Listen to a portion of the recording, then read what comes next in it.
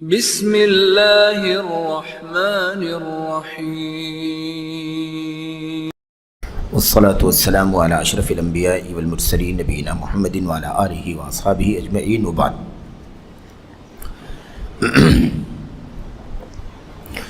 برادران اسلام، دینی اور ملی بھائیوں، نوجوان دوستوں، احباب اور بزرگوں، قابل احترام ماں اور بہنوں، عزیز بچوں، اللہ کے فضل و کرم سے، اس کی توفیق سے علمی و دعوتی خیانت اور فکر و تحریر پہ اس کے اثرات، اس رسالے کی اور اس کے مشمولات کی باتیں ہم اور آپ پڑھ رہے ہیں۔ اس سے پہلے کی جو باتیں آپ کے سامنے آئی ہیں وہ یہ تھی کہ فتوے کے سلسلے میں علمی خیانت کس طرح سے لوگوں کے یہاں پائی جاتی ہے، اور اس عنوان کے تحت مصنف رحمۃ اللہ علیہ نے آگے یہ باتیں ذکر کی کہ بڑے بڑے ائمہ، محدثین، شارحین اور ایسے ہی علم رجال وغیرہ کے بڑے بڑے ائمہ نے اپنی باتوں سے رجوع کیا ہے، حالانکہ وہ اپنے اپنے میدانوں کے چوٹی کے امام کی حیثیت سے امت کے درمیان معروف ہیں، لیکن اس کے باوجود بھی انہوں نے بہت ساری چیزوں سے رجوع کیا ہے، جبکہ متعالمین، علمی دعوے داروں کا مسئلہ، نااہلوں کا مسئلہ اس سے بالکل مختلف ہے۔ وہ اپنی غلطیوں سے بالعموم رجوع نہیں کرتے، اپنی غلطیوں پر باقی رہتے ہیں، اعتراض کرنے والوں کو طعن و تشنیع سے نوازتے ہیں، عیب جوئی کرتے ہیں، بجائے اس کے کہ وہ حق تسلیم کر لیں اور غلطیوں سے رجوع کر لیں۔ اس کے برخلاف ان کا رویہ یہ ہوتا ہے عدم رجوع اور تنبیہ کرنے والوں پر طعن و تشنیع۔ اس سلسلے میں مصنف رحمۃ اللہ علیہ نے کئی ایک مثالیں پیش کی ہیں۔ یہ بات شیخ نے یہاں سے شروع کی تھی کہ میں کچھ مثالیں پیش کرتا ہوں جو دیکھنے والوں کو اچھی لگیں گی اور علماء کو سمجھ میں آئیں گی، اور پھر اس سلسلے میں امام مالک، امام شافعی، امام ابو حاتم یعنی محمد، امام ابن حبان وغیرہ کی بہت ساری مثالیں پیش کی، اور اس سلسلے میں آگے چل کر کے امام ابن القیم رحمۃ اللہ علیہ کی باتیں، انہوں نے کس کس طرح سے رجوع کیا ہے، توقف کیا ہے بہت سارے مسائل میں جن کا علم نہیں تھا، بعض مسائل میں استخارے کی بات بھی امت کے علماء نے کی، امام ذہبی رحمۃ اللہ علیہ کا ذکر کیا، انہوں نے کئی مسائل میں رجوع کیا ہے، توقف کیا ہے، اپنی لا علمی کا اظہار کئی مسائل میں کیا ہے۔ مثال کے طور پر سیر اعلام النبلاء وغیرہ کے اندر، ایسے ہی میزان الاعتدال میں بہت ساری جگہوں پر توقف سے کام لیا ہے، رجوع کیا ہے۔ ساتویں مثال میں حافظ ابن حجر امیر المؤمنین فی الحدیث، ان کا تذکرہ کیا ہے کہ اپنے وقت میں پوری دنیا کے امام جانے والے امام ابن حجر عسقلانی رحمہ اللہ نے اپنی کتابوں میں، اپنی بہت ساری تصنیفات میں اپنی باتوں سے رجوع کیا ہے، توقف کیا ہے، لا علمی کا اظہار کیا ہے، اور اس طرح کی کئی باتیں ابن حجر رحمۃ اللہ علیہ کی ہم نے پڑھی ہیں۔ آخری بات جو گفتگو کا سلسلہ چل رہا تھا وہ اسی سے متعلق تھا کہ ابن حجر رحمۃ اللہ علیہ نے اپنی کتاب فتح الباری میں کئی جگہوں پر رجوع کیا ہے، توقف کیا ہے، اپنی لا علمی کا اظہار کیا ہے۔ اس سلسلے کی 2-3 باتیں ہم نے آپ نے پڑھی ہیں، مزید جو باتیں ہیں وہ آج کے اس حلقے میں آپ کے سامنے پیش کی جا رہی ہیں۔ اردو ایڈیشن میں صفحہ نمبر 111 پر ابن حجر رحمۃ اللہ علیہ کی اس قسم کی باتوں کا سلسلہ جاری رکھتے ہوئے نمبر 3 میں مصنف فرماتے ہیں کہ فتح الباری کے جلد 2 صفحہ نمبر 102 اور 3 میں کتاب الاذان میں ابن عمر رضی اللہ تعالی عنہما کی حدیث نمبر 620 ہے۔ کیا ہے وہ حدیث؟ ان بلالا ینادی بلیل فکلوا واشربوا حتی ینادی ابن ام مکتوم۔ یقیناً بلال رضی اللہ عنہ رات میں اذان دیتے ہیں، لہٰذا کھاؤ پیو یہاں تک کہ ابن مکتوم رضی اللہ عنہ اذان دے۔ کیا مطلب؟ یعنی بلال رضی اللہ تعالیٰ عنہ جو اذان دیتے ہیں وہ اذان لوگوں کو جگانے کے لیے، تہجد وغیرہ کی نماز جن کو پڑھنی ہے ان کو آگاہ کرنے کے لیے ہوتی ہے، وہ صبح صادق کی اذان نہیں ہوتی ہے۔ جو اذان بلال دیتے ہیں وہ صبح صادق کی اذان نہیں ہے، صبح صادق کی اذان نہیں ہے۔ اس لیے بلال رضی اللہ تعالیٰ عنہ کی اذان جب ہو تو اس سے دھوکہ نہیں کھانا ہے، اس سے نہیں گھبرانا ہے کہ سحری کا ٹائم ختم ہو گیا، بلکہ سحری کا ٹائم ابھی جاری ہوتا ہے، باقی رہتا ہے۔ صبح صادق کی اذان عبداللہ ابن ام مکتوم رضی اللہ عنہ دیتے ہیں، تو وہ جب اذان ہو تب لوگوں کو کھانے پینے سے رک جانا چاہیے۔ تو اس میں کیا کہا؟ کھاؤ پیو یہاں تک کہ ابن ام مکتوم رضی اللہ عنہ اذان دیں۔ ٹھیک ہے، ابن ام مکتوم رضی اللہ عنہ اذان دیں، یعنی ابن ام مکتوم رضی اللہ تعالی عنہ کی اذان صبح صادق کی اذان ہوتی ہے، اور بلال رضی اللہ عنہ کی اذان صبح صادق سے پہلے ہوتی ہے۔ اور یہ اذان جو ہے نا آج بھی حرمین شریفین میں ہوتی ہے۔ الحمدللہ یہ اذان آج بھی حرمین شریفین میں ہوتی ہے۔ ایک اذان پہلے ہوتی ہے اور پھر جو اذان صبح صادق کے لیے، فجر کی نماز کے لیے ہوتی ہے، وہ اذان اپنے وقت پر ہوتی ہے۔ اب اس کے بعد دیکھیں، پھر اس کے بعد حافظ ابن حجر رحمہ اللہ نے فتح الباری صفحہ نمبر 102 میں اس حدیث کی کئی روایتیں ذکر کی ہیں جو اس کے برعکس ہیں، جو اس کے برعکس ہیں۔ کس کے برعکس ہیں؟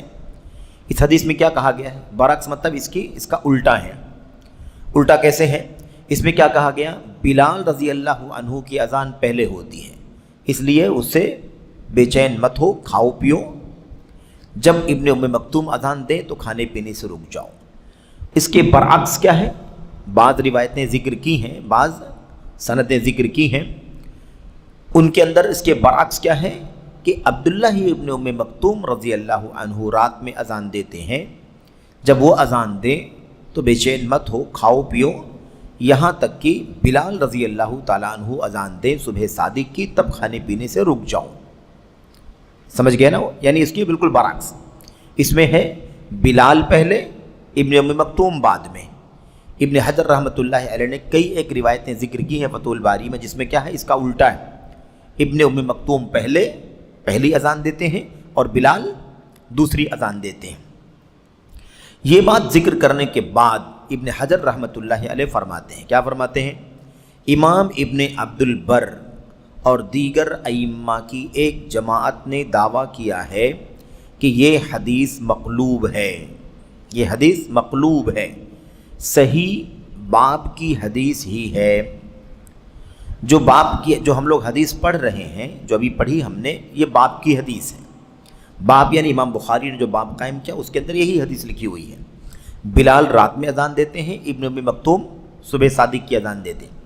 اس کے بعد کئی ایک روایتیں ابن حجر رحمۃ اللہ علیہ نے ذکر کی ہیں جس میں اس کا الٹا ہے، ابن ام مکتوم پہلی اذان دیتے ہیں، بلال آخری اذان دیتے ہیں۔ اور اس کے بارے میں امام ابن عبد البر اور دیگر ائمہ کی ایک جماعت نے دعویٰ کیا ہے کہ یہ حدیث مقلوب ہے، یعنی الٹی ہے، الٹ گئی ہے، ابن ام مکتوم یہاں اور بلال یہاں، ایسا جو آیا ہوا یہ کیا ہے؟ حدیث الٹ گئی ہے، صحیح باب ہی کی حدیث ہے، یعنی یہ والی حدیث جس میں بلال پہلی اذان دیتے ہیں اور ابن ام مکتوم بعد کی اذان دیتے ہیں۔ میرا بھی میلان اسی بات کی طرف تھا۔ کس کی طرف تھا؟ اسی بات کی طرف جو ابن عبد البر اور دیگر لوگوں نے بات کہی ہے کہ حدیث الٹی ہے، میری رائے بھی، میرا میلان بھی اسی کی طرف تھا، یہاں تک کہ میں نے اس حدیث کو دوسری دو سندوں کے ساتھ عائشہ رضی اللہ عنہا سے مروی صحیح ابن خزیمہ میں دیکھا، صحیح ابن خزیمہ میں دیکھا۔ یہ ہے ابن حجر، اتنے بڑے امام ہیں، لیکن صاحب کیا کہتے ہیں، میرا میلان بھی اسی بات کی طرف تھا، لیکن وہ میلان درست نہیں تھا، میرا وہ میلان، میرا وہ رجحان درست نہیں تھا، کیونکہ میں نے اس حدیث کو دوسری دو سندوں کے ساتھ عائشہ رضی اللہ عنہا سے مروی صحیح ابن خزیمہ میں دیکھا۔ صحیح ابن خزیمہ میں میں نے دیکھا کہ وہی بات موجود ہے، مقلوب نہیں ہے۔ جو کہہ رہے ہیں بعض محدثین کا دعویٰ ہے کہ حدیث مقلوب ہے، ایسے مقلوب نہیں ہے، اور اس کے بعض الفاظ میں ایسے قرائن موجود ہیں جو اس میں وہم واقع ہونے کو بعید قرار دیتے ہیں۔ پھر ان قرائن کا ذکر کیا۔ خلاصہ کیا ہے مسئلے کا؟ مسئلے کا خلاصہ یہ ہے، راوی کو بیان کرنے میں قلب ہوا، یعنی الٹ گیا۔ کیا ہے اس کے اندر؟ بلال اذان دیتے ہیں پہلی، اس ٹائم کھانے پینے سے رکنے کی ضرورت نہیں ہے، کھاؤ پیو یعنی سحری کرو۔ جب ابن ام مکتوم اذان دیں تب رک جاؤ، کیونکہ وہ صبح صادق کی اذان ہے۔ یہ حدیث کے اندر ہے۔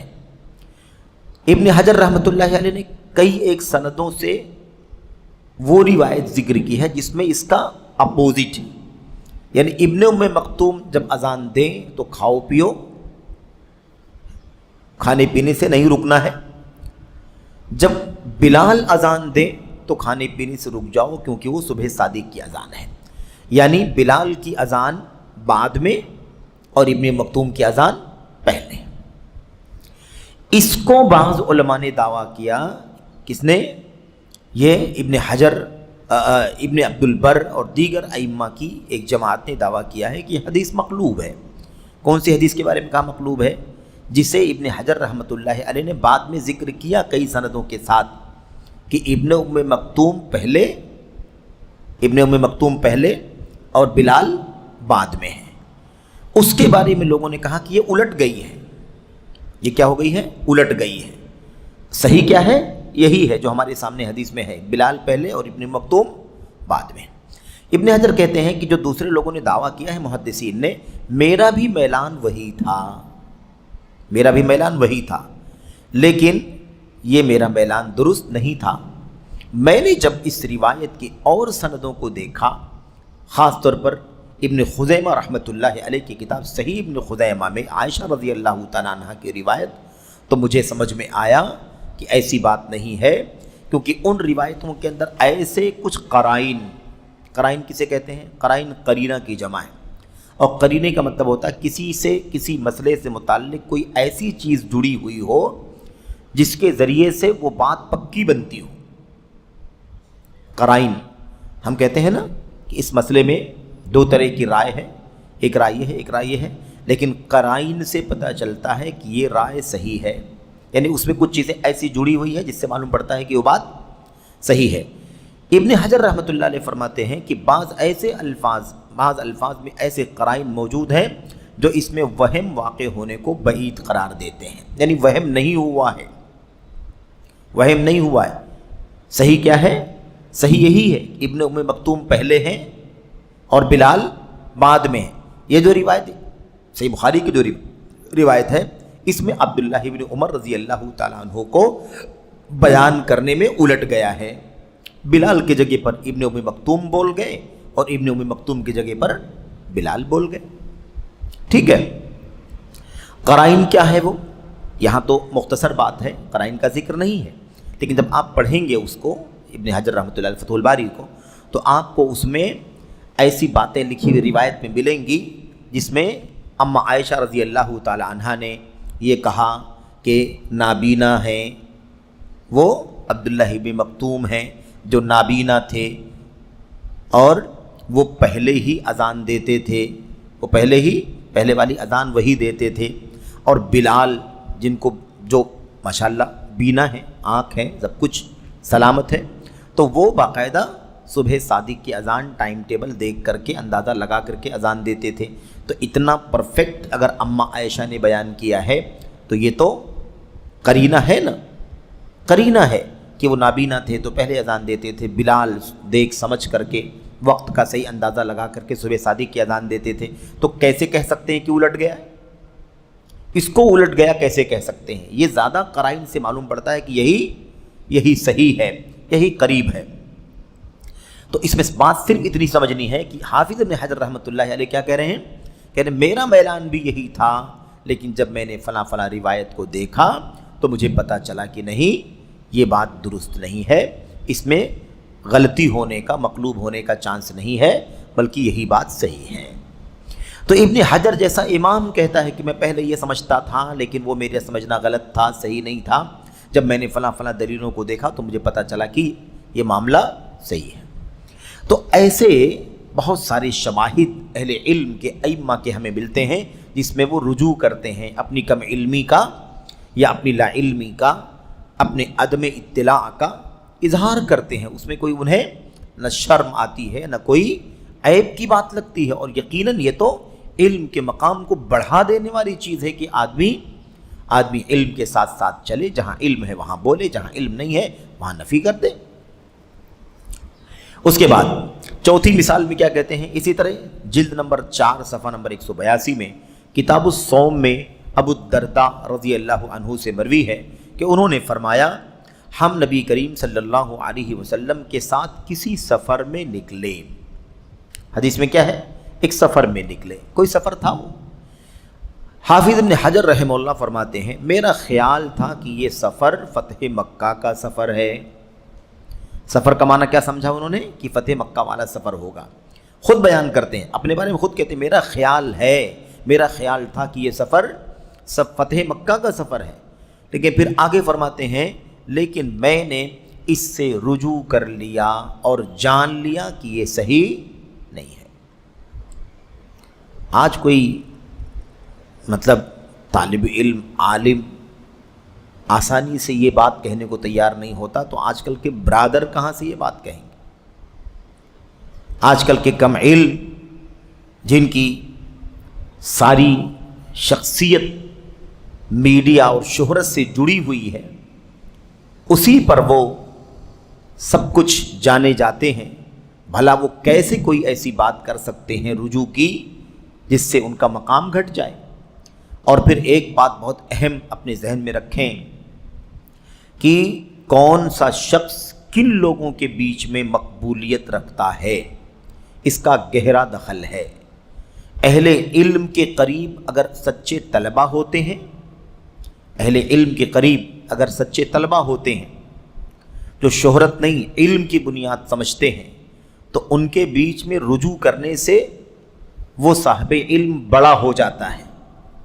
لیکن جس شخص کے ارد گرد عوام، جہلا، کم سوجھ بوجھ رکھنے والے یا میڈیائی سوچ کے لوگ یا بھیڑ ایک اکٹھا ہوتی ہے جن کے ہاں علم نہیں، سوجھ بوجھ نہیں، صرف اور صرف شہرت کی بنیاد پر، دنیا داری کی بنیاد پر، ہے نا، یا بول لینے کے انداز پر، ایکشن پر، اسٹائل پر، ہے نا، چٹکلے یا اس طرح کی چیزیں جو لوگ اپنی تقریروں میں شامل کرتے ہیں، ان باتوں کی وجہ سے جڑے ہوئے ہوتے ہیں۔ ایسے لوگوں کے بیچ میں اگر وہ رجوع کر لے، اپنی لا علمی کا اظہار کر دے، تو چونکہ ارد گرد سارے جہلا ہیں، ان جہلا کے بیچ میں واقعی اس کا مقام گھٹ جائے گا، کیونکہ اس کے ارد گرد کون ہے؟ جاہل ہے۔ علم والے کے قریب جب طلبہ ہوتے ہیں سچے، جو علم کی بنیاد پر علم حاصل کرتے ہیں، تو وہ اس بات کو بھی سمجھتے ہیں کہ کسی بھی صاحب علم کو ہر چیز کا پتہ نہیں ہوتا ہے، ہر آدمی کے یہاں کمیاں ہیں، خامیاں ہیں، غلطیاں ہیں، ہو سکتی ہیں، ہر چیز کا علم اللہ تبارک و تعالیٰ کے سوا کسی کو نہیں ہے۔ وَمَا أُوتِيتُم مِّنَ الْعِلْمِ إِلَّا قَلِيلًا، تمہیں بہت تھوڑا علم دیا گیا ہے۔ وَفَوْقَ كُلِّ ذِي عِلْمٍ عَلِيمٍ، ہر علم والے کے اوپر بڑا علم والا ہے۔ تو اس لیے یہ بھی بہت بڑا مسئلہ ہے۔ تو اہل علم کے گرد، علماء کے گرد الحمدللہ سچے طلباء اور سوجھ بوجھ رکھنے والے لوگ ہوتے ہیں، تو ان کی یہ بھی تربیت ہوتی ہے۔ لیکن جن لوگوں نے خود علم کی روشنی حاصل نہیں کی اور یوں ہی ادھر سے ادھر سے اپنے آپ کو عوام، جہلا اور ایسے ہی بھیڑ کے بیچ میں مشہور کر لیا، معروف کر لیا، چرچا کر لیا، میڈیا پر پسند کیے جانے لگے، چھا گئے، پریزنٹیشن ایسا کر لیا کہ عوام جاہلوں کو اپیل زیادہ کرے، ایسے لوگوں کے بیچ میں اگر وہ رجوع کر لے گا، اپنی لا علمی کا اظہار کر دے گا، تو اس کا وہم اور خیال کا جو پہاڑ ہے وہ سارا کا سارا ریزہ ریزہ ہو جائے گا۔ یہ ہے فرق میرے بھائیوں۔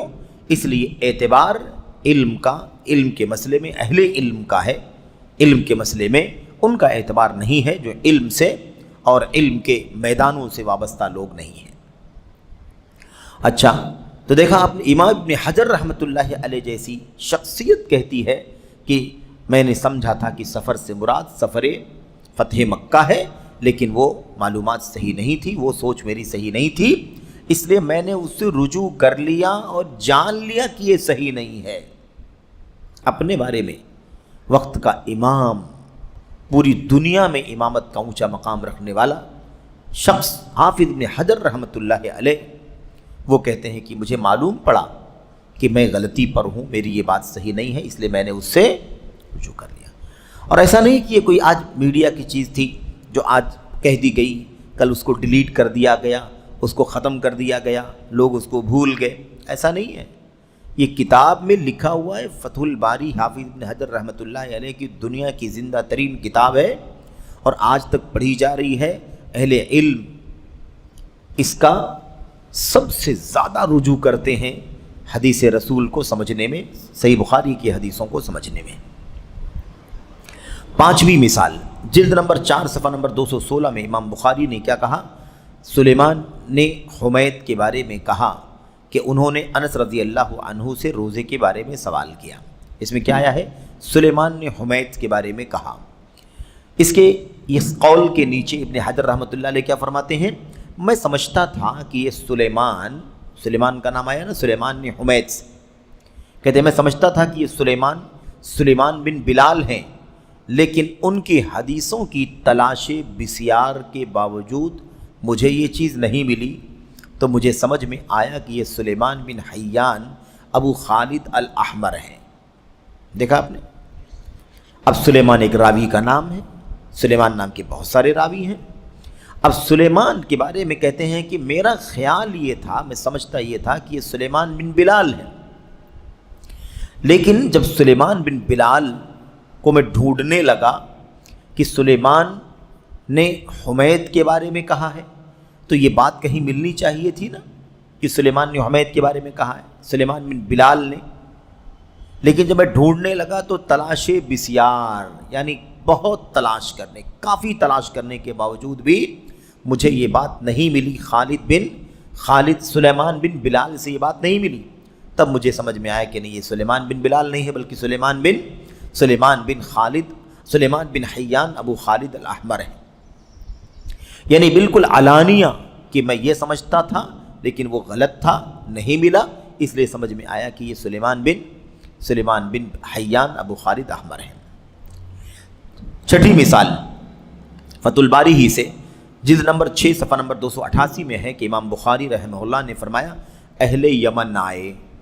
صحیح بخاری میں امام بخاری نے کیا کہا؟ اہل یمن آئے۔ اب اہل یمن میں بہت سارے لوگ ہو سکتے ہیں، فلاں قبیلہ آیا، فلاں قبیلہ آیا، فلاں قبیلہ آیا، فلاں، بہت سارے لوگ اہل یمن میں شامل ہیں۔ اس اہل یمن آئے امام بخاری نے لکھا، اس کی شرح کرتے ہوئے حافظ ابن حجر رحمہ اللہ فرماتے ہیں یہ ابو موسیٰ اشعری رضی اللہ عنہ کی قوم کے اشعری لوگ تھے۔ ابن حجر نے پہلے کیا کہا؟ ابو موسیٰ اشعری یمن کے ہیں اور اشعری قبیلہ یمن کا قبیلہ ہے، ٹھیک ہے؟ تو کہتے ہیں ابن حجر کہ یہ ابو موسیٰ اشعری رضی اللہ عنہ کی قوم کے اشعری قبیلے کے لوگ تھے۔ امام بخاری رحمہ اللہ نے عمران کی یہ حدیث نقل فرمائی ہے، اس سے اس بارے میں استناس کیا جا سکتا ہے۔ کیا مطلب؟ مطلب یہ ہے کہ ابو موسیٰ اشعری اور ان کی قبیلے کے لوگ، قوم کے لوگ آئے تھے، یہ تو بات معلوم ہے۔ اب امام بخاری نے جب کہا ہے کہ اہل یمن آئے تو اس سے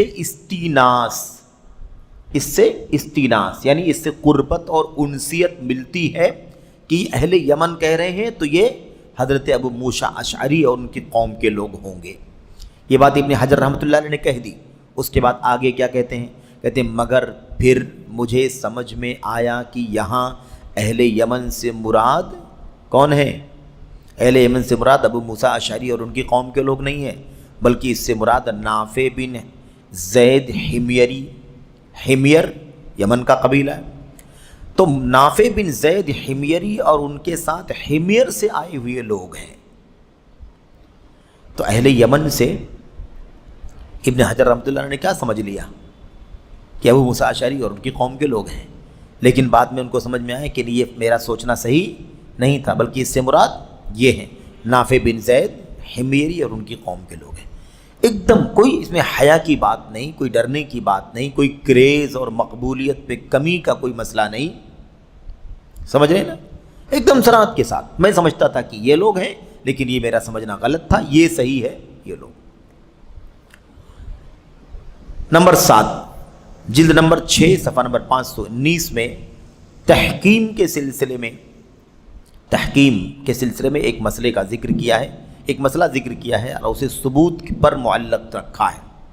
تحکیم، فیصلہ کرنے کے مسئلے میں تحکیم ہے نا، تحکیم کا جو مسئلہ تھا حضرت حسین ابن علی رضی اللہ تعالیٰ عنہ کے مسئلے میں یا حضرت علی بن ابی طالب رضی اللہ تعالیٰ عنہ کے مسئلے میں، تو اس سلسلے میں کہتے ہیں کہ ایک مسئلہ ذکر کیا ہے اور اسے ثبوت پر معلق کیا ہے، یعنی ایک مسئلہ بیان کیا ہے لیکن کیا کہا ہے، یہ مسئلہ اسی وقت درست ہوگا جب یہ بات ثابت ہوگی، یعنی ثابت ہے کہ نہیں ہے اس کا پتہ ابن حجر کو نہیں ہے، یعنی ثابت ہونے کے بارے میں ابن حجر رحمۃ اللہ علیہ کو علم نہیں ہے، اس لیے کہہ رہے اگر ثابت ہوگا تو یہ بات صحیح ہوگی، جیسے کہیں اگر یہ روایت صحیح ہے تو پھر یہ مسئلہ ثابت ہوگا، تو اس کا مطلب اس روایت کے صحیح اور ضعیف ہونے کے بارے میں ابن حجر رحمۃ اللہ علیہ کو یقین نہیں ہے۔ اس میں کوئی عیب کی بات نہیں ہے، کوئی عیب کی بات نہیں، عیب کی بات یہ ہے کہ کوئی آدمی ہمادانی کا دعویٰ کرے، ہر چیز کا علم ہے اس کا دعویٰ کرے، یہ عیب کی بات ہے، کیونکہ یہ کسی کو حاصل نہیں ہے۔ یہ رجوع کرنے والے بڑے بڑے ائمہ ہیں، ہے کہ نہیں؟ اور یہ بات ہم لوگ اس سے پہلے پڑھ چکے ہیں کہ جو علم والے ہوتے ہیں وہی رجوع کرتے ہیں، جو علم والے نہیں ہوتے ہیں وہ رجوع نہیں کرتے ہیں، کیونکہ یہ بھی اسی علم کا حصہ ہے کہ علم کی کمی ہو سکتی ہے، انسان کو آسانی سے رجوع کر لینا چاہیے۔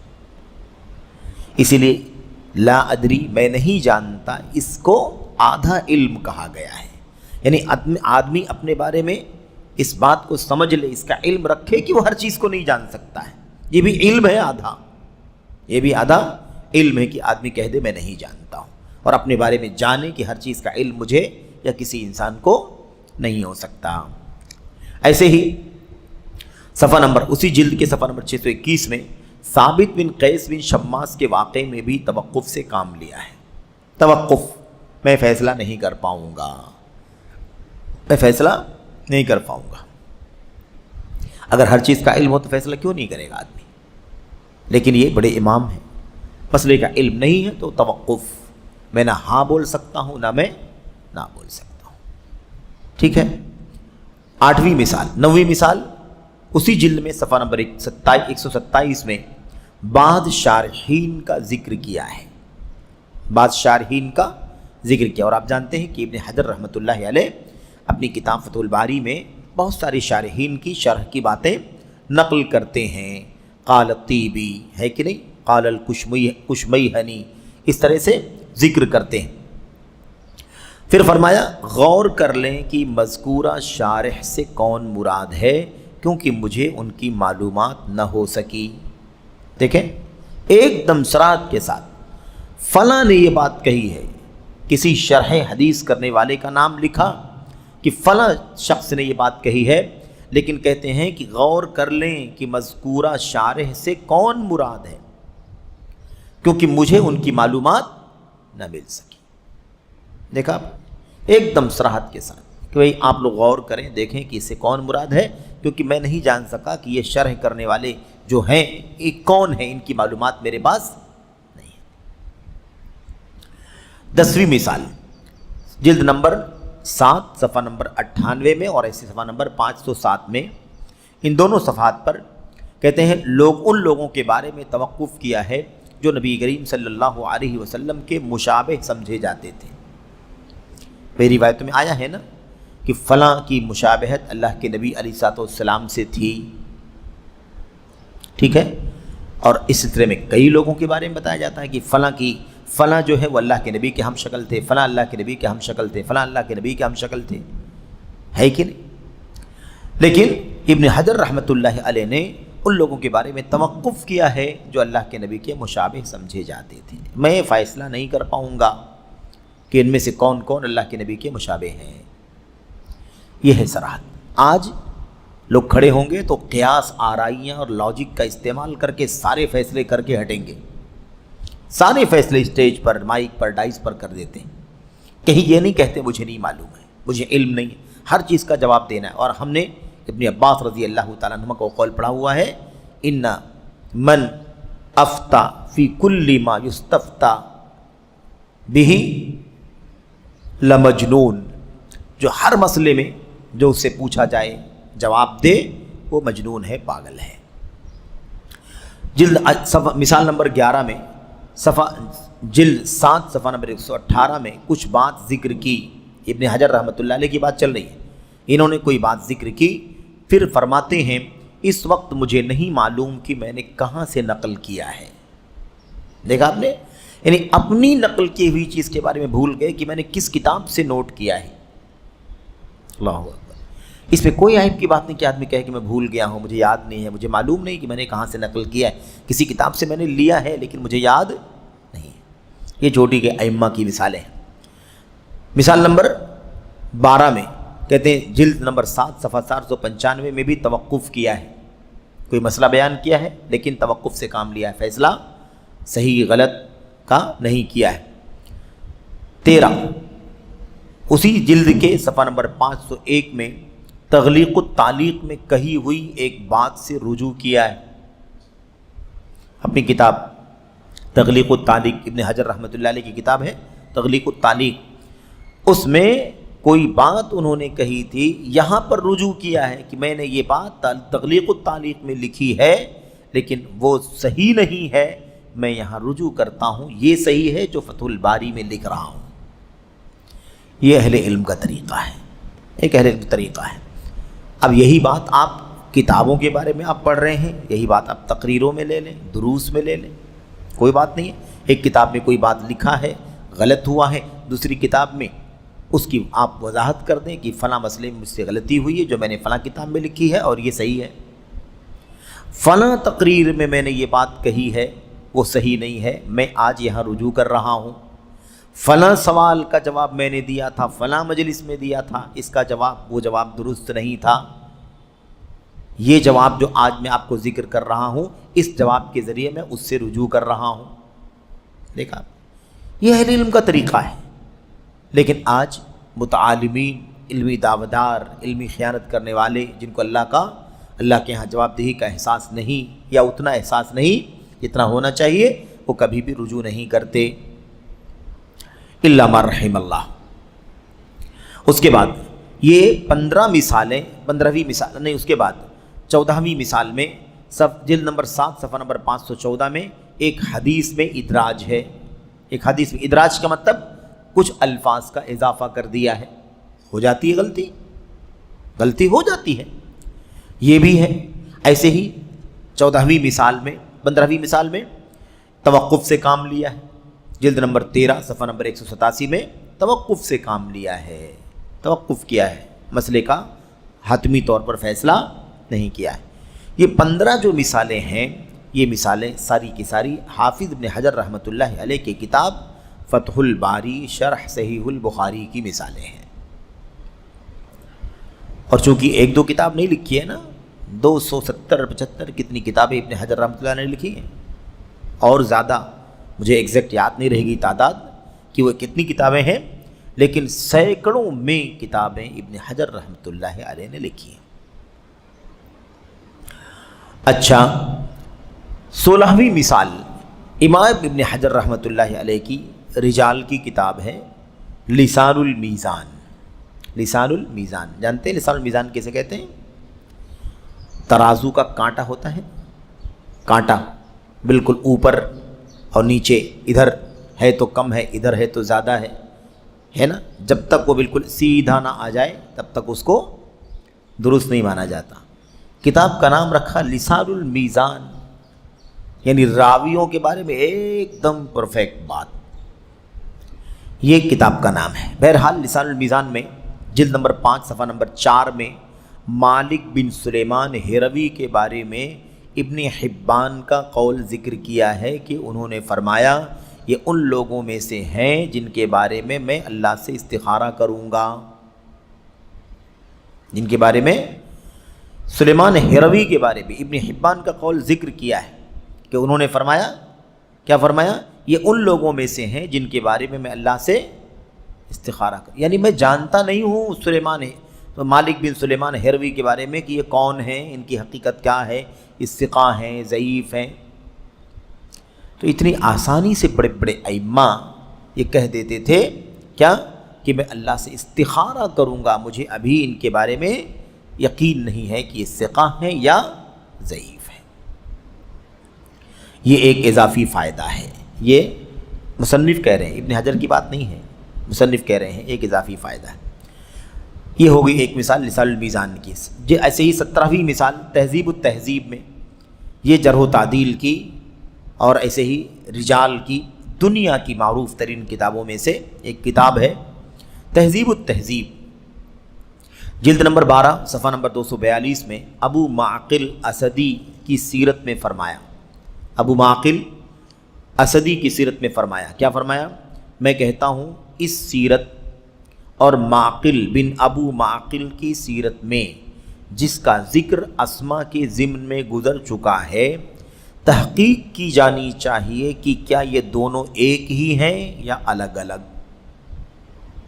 دیکھا، سیرت لکھ رہے ہیں، سیرت لکھ رہے ہیں، ایک ہے سیرت، کیا نام ہے؟ ابو معقل اسدی، اور ایک دوسرے راوی جن کا ذکر پہلے ہو چکا ہے معقل بن ابو معقل، معقل بن ابو معقل۔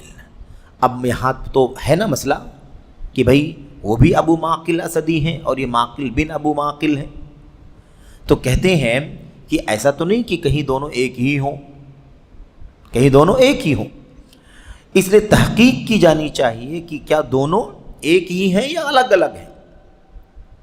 اب ابو معقل کنیت ہے، نام نہیں ہے، یہ کیا ہے؟ کنیت ہے، نام کچھ اور ہوگا، ابو عبداللہ، ابو محمد، ابو احمد، ابو سلمان، ابو سلیمان وغیرہ، یہ تو کنیت ہے۔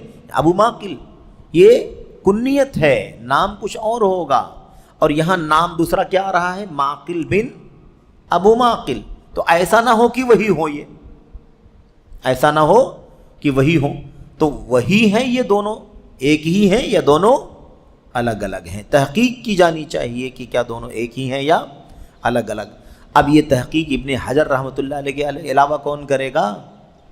اگر ابن حجر فرماتے ہیں کہ تحقیق کی جانی چاہیے کہ دونوں ایک ہیں یا الگ الگ ہیں، تو دنیا میں کون ہے ابن حجر کے مقابلے میں جو اس کی تحقیق کر کے بتلائے گا؟ بھائی سمجھ رہے ہیں؟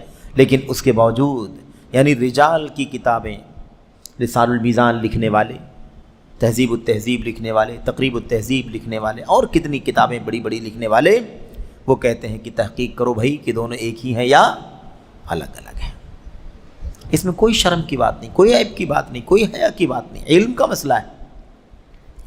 اس سے ابن حجر رحمۃ اللہ علیہ کا مقام گھٹا نہیں بلکہ بڑھ گیا، شان اونچی ہو گئی۔ لیکن آج کل متعلمین، علمی دعوے داران، کہاں موازنہ کرنا بھی تو درست نہیں ہے، کہاں وہ پہاڑ، آسمان کے ماہتاب، آفتاب اور ستارے، سیارے، اور کہاں یہ سرا، زمین، اس طرح سے کیا کہیں گے؟ لیکن کہنے کا مطلب سمجھانے کا یہ ہے کہ اتنے بڑے بڑے ائمہ رجوع کرتے تھے، اپنی کم علمی کا، لا علمی کا اظہار کرتے تھے، لیکن آج یہ اتنے معمولی علم والے ہیں کبھی بھی رجوع کرنے کو تیار نہیں ہوتے۔ بات ختم ہوئی۔ صفحہ نمبر 18، مثال نمبر 18 میں امام ابن حجر رحمۃ اللہ علیہ کی کتاب الاصابہ، یہ دیکھ لو، صحابہ کرام کی سیرت، صحابہ کرام کی سیرت پر مستقل کتاب، 4-5 جلدوں میں، 6 جلدوں میں ہے نا، الاصابہ فی تمییز الصحابہ، الاصابہ فی تمییز الصحابہ۔ اس کتاب میں حمزہ ابن عمر کی سیرت بیان کی، ایک آدمی کا نام لکھا حمزہ ابن عمر، سیرت بیان کی، مگر ان کی صحبت کا خلاصہ نہ ہو سکا۔ صحبت کا خلاصہ یعنی وہ اللہ کے نبی کے صحابی ہیں یا نہیں، اللہ کے نبی کا ساتھ پائے ہیں یا نہیں، اس کا خلاصہ نہیں ہو سکا۔ تو کیا فرمایا؟ ان لوگوں میں سے، یہ ان لوگوں میں سے ہیں جن کے بارے میں اللہ سے استخارہ کروں گا کہ اللہ کے نبی کی صحبت ملی ہے یا ان کو نہیں ملی ہے۔ دیکھا، یہ ہے، اس میں کوئی عیب کی بات نہیں۔ اب کوئی کہہ سکتا ہے بھئی صحابہ کرام کے بارے میں تو آپ نے کتاب لکھی ہے، پھر ایک ایسا نام آپ نے کیوں لکھا جس کے بارے میں آپ کو کنفرم ہی نہیں کہ صحابی ہیں کہ صحابی نہیں ہیں؟ بھائی یہ کوئی اللہ کی کتاب تھوڑی نہ ہے قرآن کریم کہ جو ہر طرح کے عیب سے معصوم۔ یہ انسان ہے، امام ہے، چوٹی کے امام ہیں، لیکن اس کے باوجود لکھتے ہیں کہ مجھے نہیں یقین ہے، مجھے بھی کنفرم نہیں ہے کہ نبی کی صحبت ملی ہے یا نہیں ملی ہے، میں ان کے بارے میں اللہ سے استخارہ کروں گا۔ یہ علمی طریقہ۔ یہاں 18 مثالیں ہو گئیں، 18 مثالیں ہو گئیں۔ اس کے بعد کہتے ہیں یہ 18 مثالیں ابن حجر رحمۃ اللہ علیہ کی ہیں، ابن حجر رحمۃ اللہ علیہ کی 18 مثالیں ہیں۔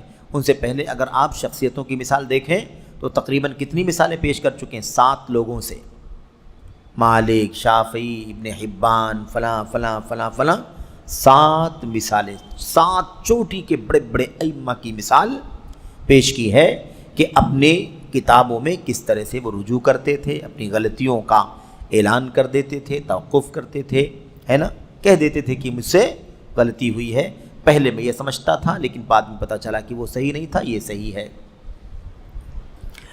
یہ مثال 18 مثالیں ہو گئیں۔ اس کے بعد دیکھیے حافظ ابن حجر کی آخری باتیں کرنے کے بعد مصنف بکر بن عبداللہ ابو زید رحمۃ اللہ علیہ فرماتے ہیں، کہتے ہیں یہ علمی طریقہ ہمیشہ سے ایک جاری سنت رہا ہے۔ یہ علمی طریقہ ہمیشہ سے ایک جاری سنت رہا ہے، ہمیشہ یہ سلسلہ چلتا رہا ہے۔ بھائی علماء کرام ہمیشہ اپنی کم علمی کا اظہار کرتے رہے ہیں، رجوع کرتے رہے ہیں، یہ ہوتا رہا ہے۔ علماء کرام ہر زمانے میں بطور دین، علماء کرام ہر زمانے میں بطور دین اس کے وارث ہوتے رہے ہیں۔ دیکھا آپ نے، ہر زمانے میں بطور دین، یعنی یہ ان کو اسے وہ دین سمجھتے تھے، امانت سمجھتے تھے کہ اللہ تبارک و تعالیٰ کے دین کی امانت ہے، اگر غلطی ہم نے کی اور غلطی سے رجوع نہیں کیا تو امانت میں خیانت ہو جائے گی۔ یہ ہمارے ائمہ اور ہر زمانے کی بات ہے۔ آپ دیکھیے ہم لوگوں نے بات کہاں سے شروع کی تھی؟ امام مالک سے۔ امام مالک 193 میں وفات پا گئے، 193 میں وفات پا گئے، 179 میں وفات پا گئے، 93 میں پیدا ہوئے، سن 93 ہجری میں پیدا ہوئی، 179 میں وہاں سے شروع کیا اور کہاں تک ہم آئے ہیں؟ 852 میں ابن حجر رحمۃ اللہ علیہ کی بات پیش کی۔ 7 شخصیتیں بطور مثال پیش کی گئی اور یہی ہر دور میں ہوتا رہا ہے۔ مگر ہم آج اپنے زمانے میں علماء اور طلباء علم کی ایک خاصی تعداد کو دیکھتے ہیں جو دیکھتے ہیں کہ ان میں سے ایک شخص اپنی کتاب کے اگلے ایڈیشن میں واقع ہونے والے وہم یا غلطی یا بیجا موافقت کی تصحیح کرتا ہے، اور اس معاملے میں کوئی حرج نہیں۔ یعنی کیا مطلب؟ اس دور میں بھی یہ سلسلہ چل رہا ہے علماء کا کہ کتاب میں کوئی بات لکھ دی، ایک ایڈیشن چھپ گیا، اب ایڈیشن چھپ گیا تو اس میں تو اصلاح ہو نہیں سکتی ہے، تو اگلا جب ایڈیشن آتا ہے تو اس میں اس کی تصحیح کر کے، اصلاح کر کے اور مراجعہ کرنے کے بعد وہ کتاب کیا ہوتی ہے؟ شائع کی جاتی ہے۔ جس میں کوئی وہم ہوتا ہے پہلے والی کتاب میں، اس کی تصحیح ہوتی ہے، کوئی غلطی واقع ہو جاتی اس کی تصحیح ہوتی ہے، یا بیجا موافقت، یعنی کسی کے بارے میں کسی کی موافقت کر دی کہ ہاں فلاں نے صحیح کہا، جبکہ پتہ چلا کہ وہ صحیح نہیں ہے، تو اس کی بھی تصحیح کرتے ہیں اگلے والے ایڈیشن میں۔ سلسلہ آج بھی چل رہا ہے اور اس معاملے میں کوئی حرج نہیں، اس معاملے میں کوئی حرج نہیں ہے، اصلاح کا کام ہونا چاہیے۔ قارئین میں سے یہ دیکھیے، قارئین کی کیا ذمہ داری ہے یہ بھی دیکھو، پڑھنے والوں کی کیا ذمہ داری ہے۔ قارئین میں سے کوئی کسی کتاب میں غلطی پائے تو اس کا بس اتنا تقاضا ہے کہ اس پر تنبیہ کر دے، بس اس کے سوا کچھ نہیں، پروپیگنڈا کرنے کی کوئی گنجائش نہیں۔ دیکھا، یہ بھی اپنے آپ میں ایک مسئلہ ہے نا، غلطی پر تنبیہ ہونی چاہیے، غلطی پر تنبیہ، پروپیگنڈا نہیں ہونا چاہیے۔ ٹھیک ہے بھی، معصوم کوئی نہیں ہے، اگر فلاں امام سے غلطی، فلاں عالم سے غلطی ہو گئی تو غلطی بھی کسی عالم سے ہو سکتی ہے، تو غلطی ہو گئی اس کی تنبیہ کر دو کہ یہاں غلط ہے۔ لیکن پروپیگنڈا، یہ دیکھو ایسا لکھا، یہ دیکھو ایسا لکھا، الا یہ کہ وہ منہج کا، عقیدے کا فاسد ہو تو الگ بات ہے، اس کو بے نقاب کیا جائے گا، اس کی بات بھی آگے آ رہی ہے، اس کی بات بھی آگے آ رہی ہے۔ آگے شیخ الاسلام ابن تیمیہ رحمۃ اللہ علیہ کا اسی بارے میں ایک قول، اسی بارے میں ایک قول، یہی غلطیوں کی اصلاح کرنا، تنبیہ کرنا ہے نا، اس پر مثال کے طور پر تعلیق لگانا، نوٹ چڑھانا، یہ مطلوب ہے، مطلوب ضروری ہے۔ فرماتے ہیں وَكَذَلِكَ بَيَانُ أَهْلِ الْعِلْمِ، علامہ ابن تیمیہ رحمۃ اللہ علیہ رافضی ابن المطہر الحلی پر رد کرتے ہوئے رقم تراز ہیں۔ اب یہاں بات کیا ہو رہی ہے؟ یہ اسی مسئلے پر، جو مسئلہ ہم لوگ پڑھ رہے ہیں نا کہ غلطیوں پر تنبیہ ہونی چاہیے، اس حوالے سے یہ قول شیخ الاسلام ابن تیمیہ رحمۃ اللہ علیہ کا مصنف نے ذکر کیا ہے۔ یہ کتاب ابن تیمیہ رحمۃ اللہ علیہ کی ہے منہاج السنہ، منہاج السنۃ النبویہ، اور یہ تقریباً 9 یا 10 جلدوں میں پھیلی ہوئی ہے کتاب۔ ابن المطہر حلی یہ رافضی اور شیعہ ہے، جس نے بہت سارے اعتراضات اللہ کے نبی علیہ الصلوۃ والسلام کے اصحاب پر کیے تھے، اور آل بیت رسول کے سلسلے میں ہر طرح کا مبالغہ، صحیح اور صحیح کے علاوہ غلط بھی اس نے بھر دیا تھا۔ اسی کے رد میں، اسی کی تردید میں شیخ الاسلام رحمۃ اللہ علیہ نے 11 جلد کی، 10 یا 11 جلد کی کتاب لکھا، اس کا نام ہے منہاج السنۃ النبویہ۔ اب اس کے اندر یہ عبارت موجود ہے، اس عبارت سے ہمیں یہ مسئلہ مصنف رحمۃ اللہ علیہ سمجھا رہے ہیں۔ کہتے ہیں کیا کہا شیخ الاسلام نے؟ وَكَذَلِكَ بَيَانُ أَهْلِ الْعِلْمِ لِمَنْ غَلِطَ فِي رِوَایَةٍ عَنِ النَّبِيِّ صلی اللہ علیہ وسلم أو تعمد الكذب عليه أو على من ينقل عنه العلم، وكذلك بيان من غلط في رأي رآه في أمر الدين من المسائل العلمية والعملية، فهذا إذا تكلم فيه الإنسان بعلم وعدل وقصد النصيحة فالله سبحانه وتعالى يثيبه على ذلك، لا سيما إذا كان المتكلم فيه داعيا إلى بدعة، فهذا يجب بيان أمره للناس، فإن دفع شره عنهم اعظم من دفع شر قاطع الطریق۔ شیخ الاسلام رحمۃ اللہ علیہ کی ایسی عبارتیں اگر آپ پڑھیں تو حیران ہو جائیں۔ ترجمہ ہم سرسری طور پر پڑھ لیتے ہیں، اور جو اس میں چیزیں وضاحت طلب ہوں گی اس پر وضاحت کی جائے گی۔ کہتے ہیں اسی طرح، ترجمے میں، اسی طرح اہل علم کو اس شخص کی غلطی واضح کرنا چاہیے جو نبی کریم صلی اللہ علیہ وسلم سے روایت کرنے میں غلطی کرے۔ اگر روایت کرنے میں غلطی کیا ہے تو اس کی تنبیہ ہونی چاہیے، غلطی واضح ہونا چاہیے، یا آپ صلی اللہ علیہ وسلم پر جان بوجھ کر جھوٹ بولے، اس کی بھی تنبیہ ہونی چاہیے، اس کی بھی غلطی واضح کرنا چاہیے کہ فلاں جھوٹ بولتا ہے، ٹھیک ہے، یا آپ صلی اللہ علیہ وسلم سے علم منتقل کرنے والے پر جھوٹ بولے۔ اللہ کے نبی سے علم منتقل کرنے والا کون ہوتا ہے؟ صحابی رسول، اس صحابی کے علاوہ تو اور کوئی ہے ہی نہیں جو اللہ کے نبی علیہ السلام سے براہ راست علم منتقل کرے۔ ہاں، اگر اس معنی میں لیا جائے کہ نبی کریم صلی اللہ علیہ وسلم کی حدیثیں موجود ہیں اور اس کو بیان کر رہا ہے، تو بیان تو ہم بھی اس دور میں بھی ہم کر سکتے ہیں ان حدیثوں کو، لیکن اگر ہم غلط بیان کر رہے ہیں یا ہم صحیح بیان کر رہے ہیں اور ہمارے اوپر کوئی کیا کر رہا ہے؟ علم منتقل کرنے والے پر جھوٹ بول رہا ہے کہ ہم غلط بول رہے ہیں، غلط حدیث بیان کر رہے ہیں، تو اس پر بھی تنبیہ کرنا ضروری ہے، اس کی بھی غلطی واضح کرنا ضروری ہے۔ اسی طرح اب اس کے بعد دیکھیے، اسی طرح اس شخص کی غلطی بیان کرنا جو دین کے علمی اور عملی مسائل کی بابت، یعنی اس کے بارے میں اپنی کسی رائے میں غلطی کرے اس کی بھی غلطی واضح کرنا ضروری ہے. یعنی ابھی تک جو بات چل رہی تھی وہ بات تو کس کے بارے میں تھی؟ حدیث رسول میں جھوٹ بول دیا، روایت کرنے میں غلطی کیا، کسی نے اللہ کے نبی کی حدیث کو نقل کیا تو کسی نے اس کے اندر بھی کیا کر دیا، اس پر جھوٹ بول دیا روایت نقل کرنے والے پر، تو اس کو بے نقاب کیا جائے گا. لیکن اس کے بعد آگے اب یہ جو بات کہہ رہے ہیں یہ ہمارے موضوع سے تعلق رکھتا ہے، ہمارے موضوع سے تعلق رکھتا ہے. کہتے ہیں اسی طرح اس شخص کی غلطی بیان کرنا جو دین کے علمی اور عملی مسائل کے بارے میں اپنی کسی رائے میں غلطی کرے. اب بہت سارے مصنفین ہیں، رائٹرز ہیں، کتابیں لکھنے والے ہیں، بہت سارے علماء ہیں یا نان علماء ہیں جو کتابیں لکھ رہے ہیں مثال کے طور پر، تو کہتے ہیں دین کے علمی اور عملی مسائل میں اپنی رائے پیش کر رہا ہے اور غلط رائے پیش کر رہا ہے. اور یہ تو آج بہت ہو رہا ہے، یہ تو بھرا پڑا ہے، یہی تو مسئلہ ہے اس وقت کا سب سے خطرناک.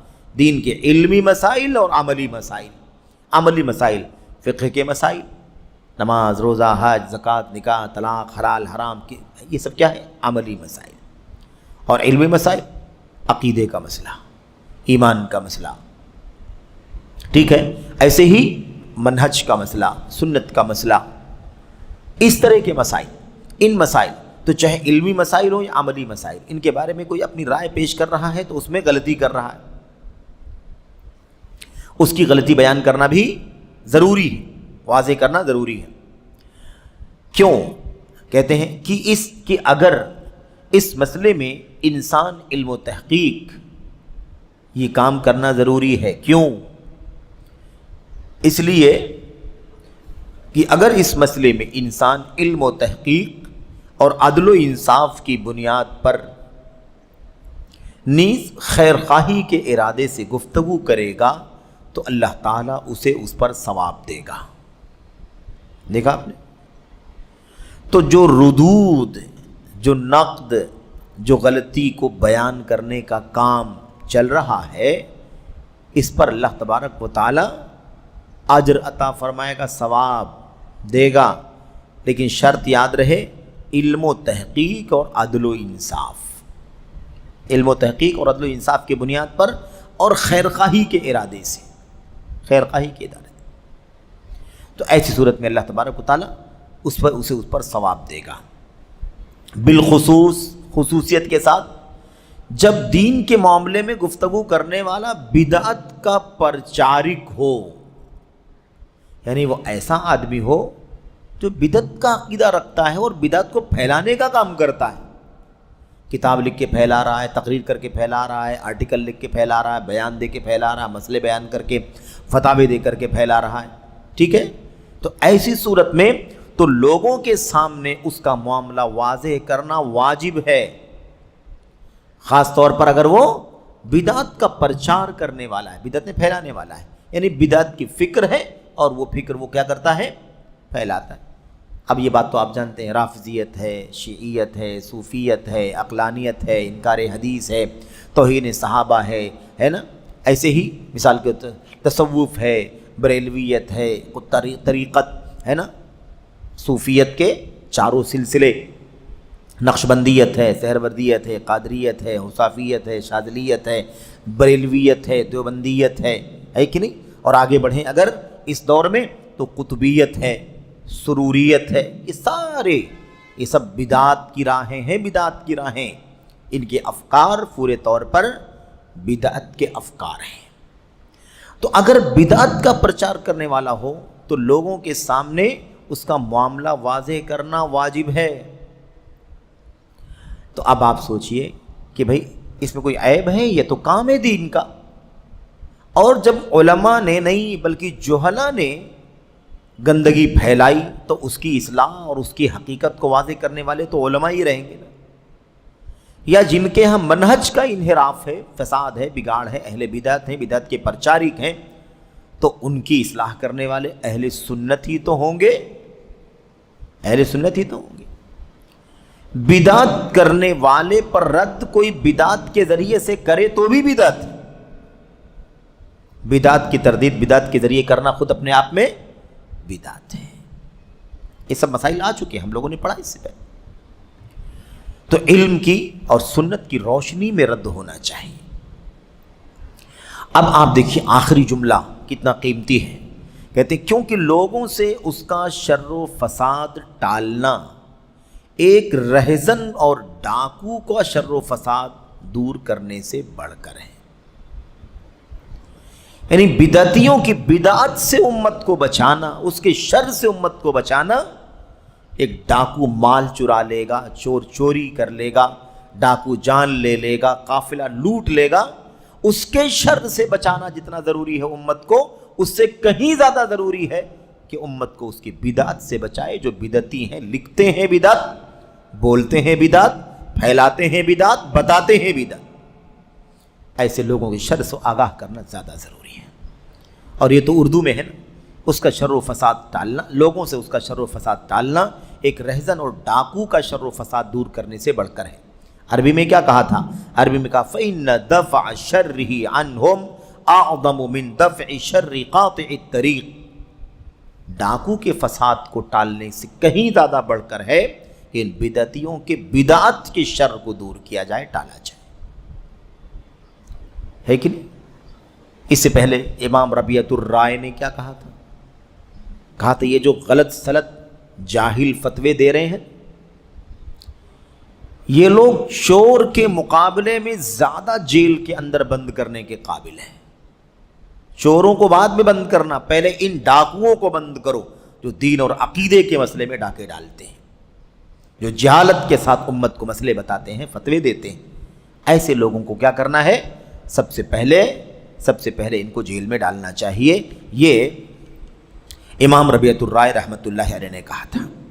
اس کے بعد ایک نکتہ، ایک تنبیہ بڑی عظیم الشان ہے، اس سے اور اس مسئلے کی باریکیاں کھل کر کے اور خطرناکی کھل کر کے سامنے آ جائے گی۔ نا اہل فتویٰ دے، نا اہل مسئلہ بتلائے، نا اہل لوگوں کو گائیڈ کرے، یہ کتنا خطرناک ہے۔ اس آخری نکتے سے اہم تنبیہ کے نام سے جو ہیڈنگ قائم کی گئی نا، مختصر، اس کو پڑھنے سے بات سمجھ میں آئے گی۔ بعض تاریخی واقعات سے کیا کہتے ہیں؟ بعض تاریخی واقعات جن سے معلوم ہوتا ہے کہ فتویٰ دینا اسی پر موقوف و منحصر ہے، یعنی اسی پر ڈیپینڈ ہے جسے اجازت دی گئی ہو۔ فتویٰ کون دے گا؟ جسے حاکم کی طرف سے اجازت دی گئی ہو۔ اب اگر شاہ سلمان حافظہ اللہ کی طرف سے فتویٰ کمیٹی مقرر ہو گئی ہے کہ یہ 22 لوگ 23 لوگ 24 لوگ فتوے دیں گے، تو ان کے علاوہ کوئی فتویٰ نہیں دے گا۔ بات سمجھ میں آ رہی؟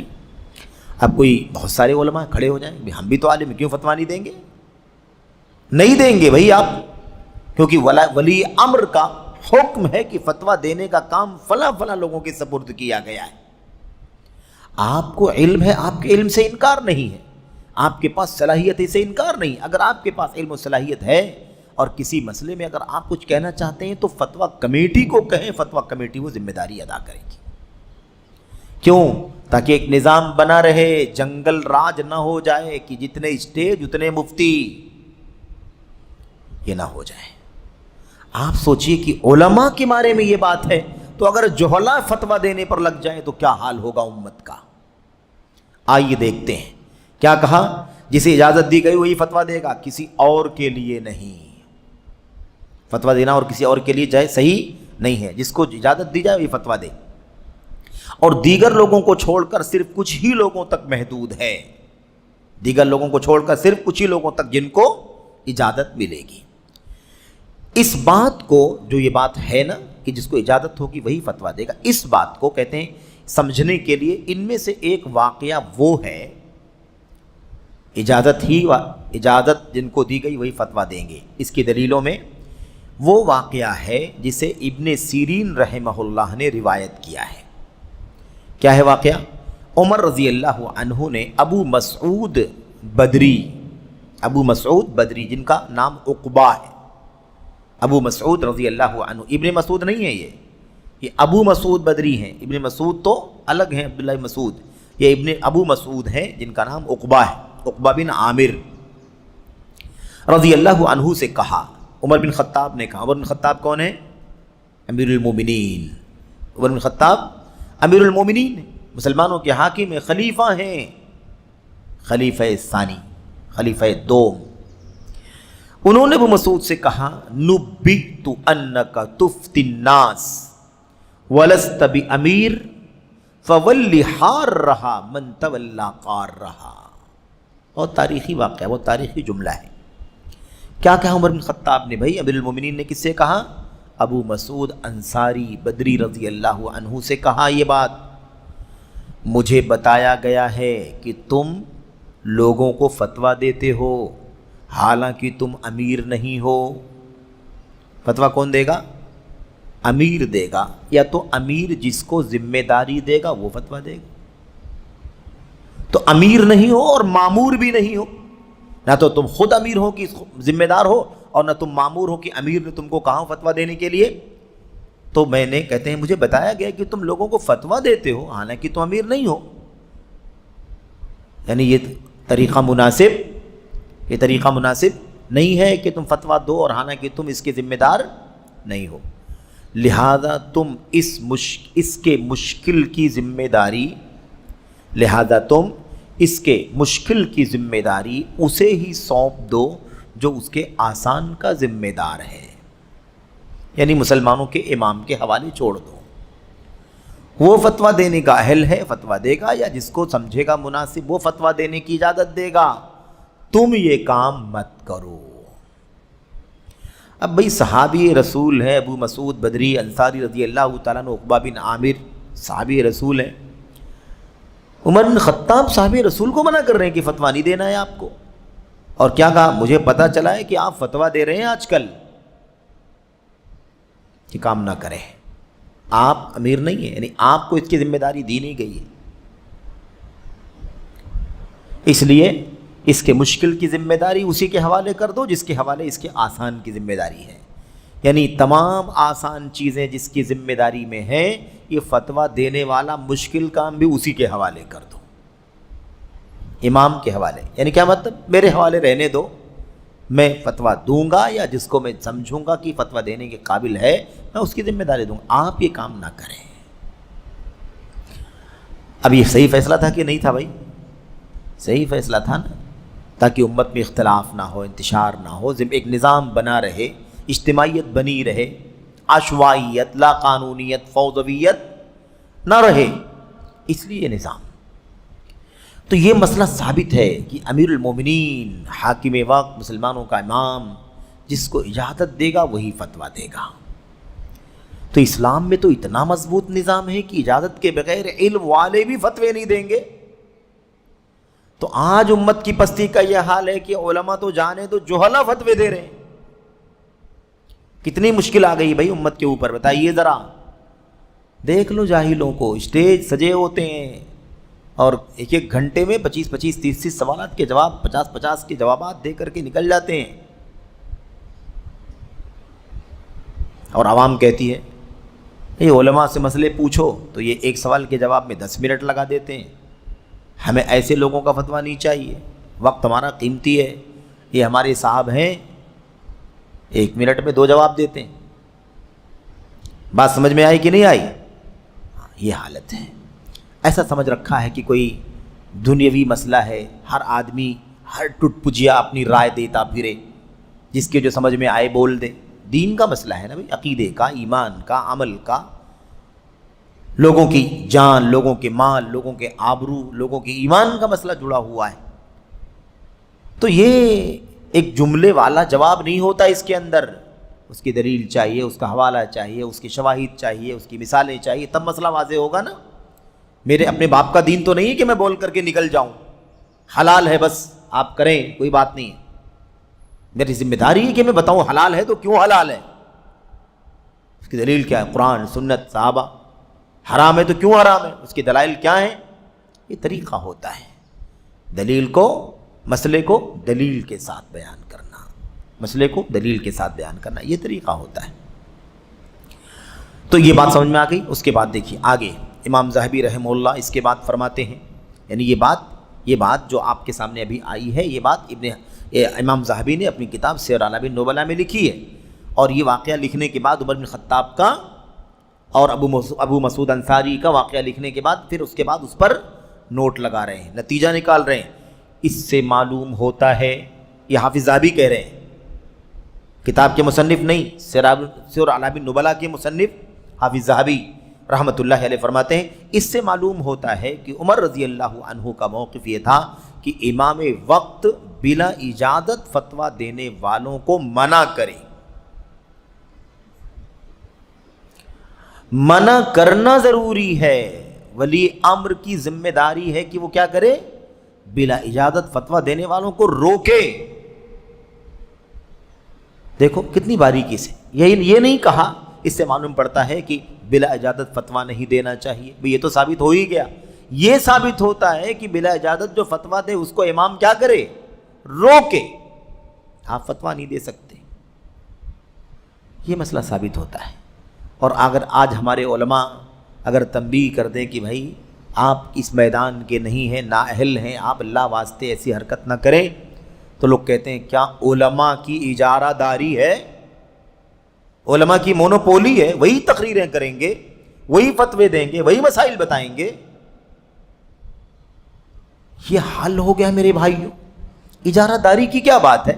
اہل ہو تو آؤ، نہ اہل ہو تو چپ رہو، خاموش رہو۔ بڑے بڑے علماء، امام مالک جیسے لوگ 40 میں سے 4 کا جواب دیتے ہیں، 36 کے بارے میں کہہ دیتے ہیں میں نہیں جانتا۔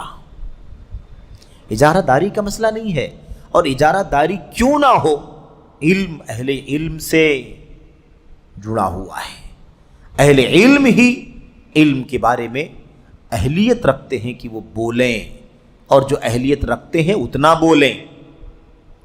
تو اجارہ داری کی کیا بات ہے؟ کیا کہ یہ زمین ہے، جائیداد ہے، پراپرٹی ہے، دولت ہے، علم ہے نا، تو جو جس کا اہل ہے وہ کام کرے اپنا، یہ ہے مسئلہ۔ تو سیر عالم، اچھا اس کے بعد دیکھا آپ نے بلا اجازت فتویٰ دینے والوں کو منع کرے، یہ کس کی ذمہ داری ہے؟ حاکم، ولی امر، امام المسلمین کی ذمہ داری ہے کہ روک تھام ہونی چاہیے۔ اور بہرحال یہ تو خلافت راشدہ کی بات چل رہی ہے، انہوں نے روکا، منع کیا، سمجھ رہے ہیں؟ آگے جب ہم پڑھیں گے نا خلافت بنو امیہ، بنو عباسیہ، تو آپ کو واقعات ملیں گے کہ ان ادوار میں حکمرانوں نے باقاعدہ ایسے بلا اجازت مسئلے فتوے دینے والوں کو جیل کی سلاخوں میں ڈالا، کوڑے مارے، سزا دی ایسے لوگوں کو، اور امت کے علماء نے سر عام، سر بازار ایسے نااہل مفتیوں کو ذلیل اور رسوا کیا۔ اس کی مثالیں، اس کے شواہد بہت ساری ہیں، چونکہ کتاب اسی پر ہے، آگے باتیں انشاءاللہ تبارک و تعالیٰ بہت ساری آ رہی ہیں۔ امام ذہبی رحمہ اللہ اپنی کتاب سیر اعلام النبلاء میں عطا ابن ابی رباح رحمہ اللہ کی سیرت میں فرماتے ہیں، یہ دیکھو ایک اور مثال، اب صحابی کی مثال ہو گئی نا، یہ تابعی کی مثال دیکھو، تابعی کی مثال۔ اب عطا ابن ابی رباح تابعی ہے، 114 ہجری میں وفات پائے۔ ابراہیم بن عمر بن کیسان نے روایت کیا ہے، فرماتے ہیں مجھے یاد ہے کہ بنو امیہ کے دور میں ایام حج میں کچھ لوگ ایک منادی کو حکم دیتے تھے کہ وہ لوگوں میں آواز لگائے۔ کیا آواز لگائے؟ حج کے ایام میں، اور اس بات کا اعلان کیا جاتا تھا کیا؟ لوگوں کو صرف عطا ابن ابی رباح فتویٰ دیں گے، خبردار کوئی فتویٰ نہیں دے گا۔ فتویٰ کون دے گا؟ عطا ابن ابی رباح۔ یہ ابن عباس رضی اللہ تعالی عنہ کے بڑے عظیم شاگرد ہیں۔ کون؟ عطا ابن ابی رباح، ٹھیک ہے۔ اگر عطا نہ ہو، عطا ابن ابی رباح نہ ہو، تو عبداللہ بن ابو نجیح فتویٰ دیں گے رحمہم اللہ۔ تو آپ دیکھیں اس سے بھی ثابت ہوا نا کہ خلافت بنو امیہ میں بھی یہ مسئلہ چلتا تھا کہ فتویٰ دینے کے لیے خاص لوگ ہوتے تھے جو اہل ہوتے تھے، اور حکمران کی طرف سے وہی ذمہ دار ہوتے تھے فتویٰ دینے کے، اس کے علاوہ کوئی فتویٰ نہیں دے سکتا تھا۔ ایام حج میں باقاعدہ اعلان کیا جاتا تھا عطا بن ابی رباح کس وقت کوئی فتویٰ نہیں دے گا، بھائی جتنے مفتی لوگ فتویٰ دینے کے لیے کھڑے ہیں چپ ہو جائیں، کوئی فتویٰ نہیں دے گا۔ عطا فتویٰ دیں گے، اور عطا نہیں ہوں گے تو یہ عبداللہ بن ابو نجیح فتویٰ دیں گے، یعنی اصل نہیں ہوگا تو نائب ہوگا، لیکن ہر ایک ہر خاص عام نہیں فتویٰ دے گا۔ اب کوئی کھڑا ہو جائے کہ بھئی حج کا موسم ہے، ہزاروں لوگ حج کرنے کے لیے آئے ہیں، اتنے سارے لوگوں کے مسائل ہیں، تو ایک آدمی دو آدمی کیسے فتویٰ دے سکتے ہیں؟ یہ کہہ کر کہ ہر ایک مفتی بن جائے، ہر ایک مفتی کا مقام لے لے۔ بھئی آپ کو ہم کو سمجھ میں آتا ہے، یہ حکمرانوں کو سمجھ میں نہیں آیا تھا؟ ان کو اللہ تعالیٰ کا ہم سے زیادہ خوف تھا کہ نہیں خوف تھا؟ لیکن وہ دین کو ایسے ہی باقی رکھنا چاہتے تھے جیسے اترا ہے، تاکہ اس کے ساتھ کوئی کھلواڑ نہ ہونے پائے۔ دین کو بچانے کی فکر ہوتی تھی، یہ تھا مسئلہ۔ امام مالک رحمہ اللہ کی سیرت میں خطیب بغدادی نے اپنی سند سے حماد بن زید سے ذکر کیا ہے کہ انہوں نے مدینے میں ایک منادی کو آواز لگاتے ہوئے سنا کہ رسول اللہ صلی اللہ علیہ وسلم کی مسجد میں امام مالک کے علاوہ کوئی فتویٰ نہیں دے سکتا۔ دیکھا مدینے میں فتویٰ کون دے گا؟ امام مالک رحمۃ اللہ علیہ۔ اب کوئی کہے کہ امام مالک ہی فتویٰ دیں گے اور کوئی فتویٰ نہیں دے گا، جبکہ امام مالک کی سیرت میں کیا لکھا ہوا ہے؟ 40 سوال کیے گئے تو 36 کے بارے میں کہا کہ میں نہیں جانتا، 4 کے بارے میں کہا، 4 کے بارے میں جواب دیا، اور 36 کے بارے میں کہا لا ادری، میں نہیں جانتا۔ اور جب موت کا وقت آیا تو رونے لگے، بلبلانے لگے، پھوٹ پھوٹ کر زار و قطار رونے لگے۔ لوگوں نے پوچھا کیا مسئلہ ہے؟ کیا مسئلہ ہے؟ آپ رو رہے ہیں؟ مسجد نبوی میں برسوں تک علم حدیث پڑھاتے رہے، موطا جیسی کتاب کے مصنف ہیں، لوگوں کو اللہ کے دین کی رہنمائی کرتے رہے، آپ رو رہے ہیں؟ آپ سے اونچے مقام کا اس وقت کون ہے؟ انہوں نے کہا کہ نہیں، مسئلہ یہ ہے کہ میں نے ایک مجلس میں 40 سوالات کیے گئے تھے، میں نے 4 کا جواب دیا تھا، اور بعض روایتوں میں ہے کہ 10 کا جواب دیا تھا، 30 کا جواب نہیں دیا تھا، بعض روایتوں میں ہے کہ 4 کا جواب دیا تھا، 36 کا جواب نہیں دیا تھا۔ کہتے ہیں میں نے جو 4 کا جواب دے دیا تھا، 10 کا جواب دے دیا تھا، مجھے اس کی فکر ہے کہ وہ غلط ہو گئے ہوں گے تو اللہ کے ہاں کیا جواب دوں گا۔ جس کا جواب نہیں دیا اس میں تو مجھے بہت اطمینان ہے کہ میں نے اس کا جواب نہیں دیا، لیکن جو 4 کا جواب 10 کا جواب دیا تھا اس کے بارے میں اللہ پوچھے گا کہ تم نے کیوں غلط جواب دیا، تو میں اللہ تعالیٰ کے سامنے اپنی برات کے لیے کیا کہوں گا، اس لیے میں رو رہا ہوں۔ اور امام مالک کے سوا مدینے میں کوئی فتویٰ نہیں دے گا۔ دیکھا آپ نے، امام مالک کے سوا مدینے میں کوئی فتویٰ نہیں دے، یہ ہے۔ بہرحال کہتے ہیں لہذا اللہ تعالیٰ نے جس کے ہاتھ میں اختیار و اقتدار دیا ہے اس پر واجب ہے کہ فتویٰ دہی کے باب میں علم کے جھوٹے دعوے داروں پر پابندی عائد کرے۔ دیکھا آپ نے، علم کے جھوٹے دعوے داروں پر پابندی عائد ہونی چاہیے۔ کیوں؟ وجہ دیکھو، کیونکہ ادیان کی بھلائی کے لیے پابندی عائد کرنا، ادیان یعنی دین کے مسائل، ادیان کی بھلائی کے لیے پابندی عائد کرنا جسم و مال کی بھلائی کے لیے پابندی عائد کرنے سے زیادہ ضروری ہے۔ ابھی شیخ نے اس سے پہلے بات کیا کہی؟ انہوں نے اس سے پہلے کیا کہا؟ ابن تیمیہ رحمۃ اللہ علیہ نے کیا کہا کہ لوگوں سے اس کا شر و فساد ٹالنا ایک ڈاکو اور رہزن کا شر و فساد ٹالنے سے زیادہ ضروری ہے۔ وہی بات یہاں کہہ رہے ہیں کہ ادیان کی بھلائی کے لیے نااہل مفتیوں پر پابندی عائد کرنا جسم و مال کی بھلائی کے لیے پابندی عائد کرنے سے زیادہ ضروری ہے۔ یعنی ایک ڈاکٹر ہے جو غلط دوائی دے دے گا، جسم کو نقصان پہنچے گا، ٹھیک ہے۔ ایک دوسرا آدمی ہے جو انسان کے مال کو نقصان پہنچائے گا، اس پر بین لگاؤ کہ بھائی تم اپنا کام نہیں کر سکتے، تمہاری وجہ سے لوگوں کے جسم خراب ہو رہے ہیں، لوگوں کا مال ضائع ہو رہا ہے، تم فیصلے صحیح سے نہیں کر پا رہے ہو۔ اس سے کہیں زیادہ ضروری ہے کس پر پابندی لگائی جائے؟ جو دین کے مسئلے بیان کرنے والا، اس پر پابندی لگائی جائے، کیونکہ لوگوں کا دین بگڑ جائے گا، لوگوں کے عقیدے خراب ہوں گے، لوگوں کا منہج بگڑے گا، لوگوں کے مسائل خراب ہوں گے، لوگ حلال و حرام کے معاملے میں غلط پر عمل کریں گے، اس لیے اس پر پابندی لگانا زیادہ ضروری ہے، ٹھیک ہے۔ کہتے ہیں اور اگر حاکم و ذمہ دار فتویٰ دہی پر بیڑیاں نہیں لگائے گا، یہ باتیں کس کی ہیں؟ یہ باتیں بکر بن ابو زید رحمۃ اللہ علیہ کی ہیں۔ وہ کہتے ہیں اگر حاکم اور ذمہ دار فتویٰ دینے پر بیڑیاں نہیں لگائے گا تو عنقریب اس کے ڈھول تماشے سنے گا۔ ظاہر سی بات ہے، नाअहलों को मौका मिलेगा तो फिर ढोल तमाशे सुनने को मिलेंगे।